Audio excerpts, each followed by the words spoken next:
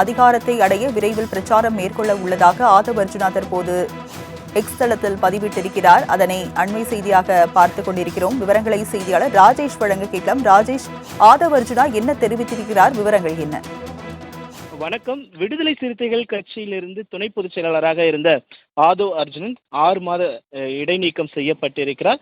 அவர் திமுக கூட்டணிக்கு எதிராக பல்வேறு விஷயங்களை தெரிவித்ததாக இந்த நடவடிக்கையினை அக்கட்சியின் தலைவராக இருக்கக்கூடிய தொல் திருமாவளவன் எடுத்திருந்தார். இதனை தொடர்ந்து அதற்கு விடுதலை சிறுத்தைகள் கட்சிக்கும் தொல் திருமாவளவன் அவர்களுக்கும் நன்றி தெரிவித்த ஆதவன் அர்ஜுன் நேற்று ஒரு நீண்ட நெடிய அறிக்கை ஒன்றை தன்னுடைய எக்ஸ் தளத்தில் வெளியிட்டிருந்தார். அதன் தொடர்ச்சியாக தற்பொழுது அவர் என்ன மாதிரியான பணிகளை கடந்து வந்தார், அவர் என்ன மாதிரியான அவருடைய வாழ்க்கை வரலாறு அடங்கிய ஒரு 4 நிமிட வீடியோவை தனது எக்ஸ் தளத்தில் பதிவிட்டிருக்கிறார்.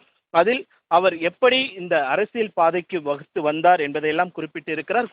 குறிப்பாக நாம் அதில் கவனித்து பார்க்க வேண்டிய ஒரு விஷயம், திமுகவிற்கு 2019 நாடாளுமன்ற தேர்தல் மற்றும் 2021 சட்டமன்ற தேர்தல் ஆகிய 2 தேர்தல்களிலுமே அவர் பணியாற்றி இருக்கக்கூடிய அந்த வீடியோ காட்சிகள் எல்லாம் இடம்பெற்றிருக்கிறது. அதே போல எம்மாதிரியான அந்த முன்னெடுப்புகளை, தேர்தல் வியூகங்களை அவர் வகுத்து கொடுத்தார் என்பதெல்லாம் அதில் இடம்பெற்றிருக்கக்கூடிய காட்சிகளை நம்மால் பார்க்க முடிகிறது.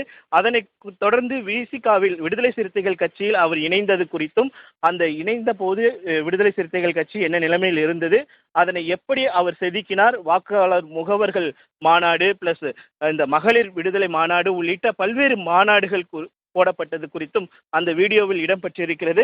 மேலும் அவர் அந்த தனது எக்ஸ்தலத்தில் குறிப்பிட்டிருக்கக்கூடிய அந்த ஒரு வாக்கியம் என்பது, ஆட்சியிலும் பங்கு அதிகாரத்திலும் பங்கு என்ற முழக்கத்துடன் எளிய மக்கள் அதிகாரத்தை அடைவதற்கான பிரச்சாரத்தை மக்கள் சக்தியுடன் விரைவில் உருவாக்குவோம் என்று அவர் குறிப்பிட்டிருக்கிறார். இது பல வியூகங்களுக்கு வழிவகுக்கும் என எதிர்பார்க்கப்படுகிறது. ஏற்கனவே பல தகவல்கள் வெளியாகி இருக்கிறது.